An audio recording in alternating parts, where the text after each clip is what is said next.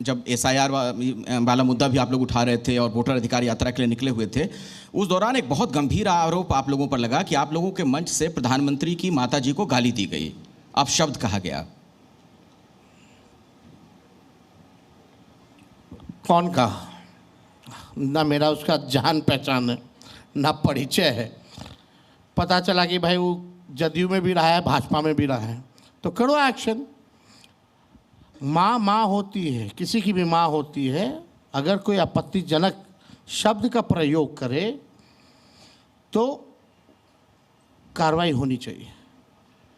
कार्रवाई हुई, जेल में है। कौन पार्टी का है, नई पार्टी का है, वो तो सारा फोटो आप लोगों ने देख लिया होगा, किस किस दल में वो रहा है, जदयू में भी रहा है, भाजपा में भी रहा है। ये हम लोगों के संस्कृति नहीं है। लेकिन प्रधानमंत्री जी जो आपका बैंगलोर का जो शोषण किया था, प्रवन्ना, उसके साथ फोटो खिंचाते हैं। 3000 महिलाओं के साथ उसने शोषण किया। प्रधानमंत्री जी अगर डीएनए का सवाल, डीएनए का गाली अगर नीतीश कुमार जी को देते हैं तो वो तो बहुत अच्छी बात है। मास्टर स्ट्रोक हो जाता है, आप लोग कहेंगे। और यही नहीं, क्या क्या नहीं प्रधानमंत्री जी ने अपने मुंह से, जर्सी काऊ, राहुल गांधी जी के प्रति जो है हाइब्रिड बछड़ा, ये प्रधानमंत्री जी की भाषा है ना।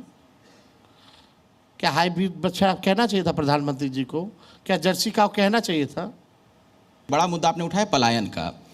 तो पलायन पर एक वीडियो में आप ही के सोशल मीडिया हैंडल पर देख रहा था, उसमें आपने डाला, उसमें मुझे एक 20-22 साल का युवक दिख रहा है जो ये कहता हुआ दिख रहा है कि भाई पहले हमारे पापा को कमाने के लिए बाहर जाना पड़ा था, अब हम लोग को जाना पड़ रहा है। पलायन देखिए बिहार का सबसे महत्वपूर्ण मुद्दा है। बेरोजगारी को लेकर के, शिक्षा को लेकर के, और अच्छी स्वास्थ्य सुविधा नहीं मिलती है। इन 3 प्रमुख कारणों की वजह से लोग जो है बाहर जो है पलायन करते हैं। नहीं तो ये बात समझना। हाँ। और पलायन का आंकड़ा जो है बढ़ने, घटने के बजाय जो है बेहद रूप से बढ़ा है। ये नीति आयोग की रिपोर्ट कहती है। ये बात जो है लोगों को समझना पड़ेगा। जो लोग कहते हैं कि भाई जंगल राज की जो लोग बात करते हैं, या आपका हम सीधा सवाल ये कह रहे हैं कि भाई आपकी भी तो सरकार थी, उस समय भी तो पलायन होता था। मैं उसी पे आ रहा था। हम जान समझ ही गए होंगे। आप लोग उधर ही ना रहिएगा, इधर थोड़ी रहिएगा। मैं इसलिए कह रहा था सर, सुन तो लीजिए आप तेजस्वी सुन जी, लीजिए। मुझे पता है वाकपटु है, सुन तो लीजिए। मैं सिर्फ इसलिए कह रहा था, जब 20-22 साल पहले कह रहे हैं तब तो आप सेल्फ गोल कर रहे हैं ना।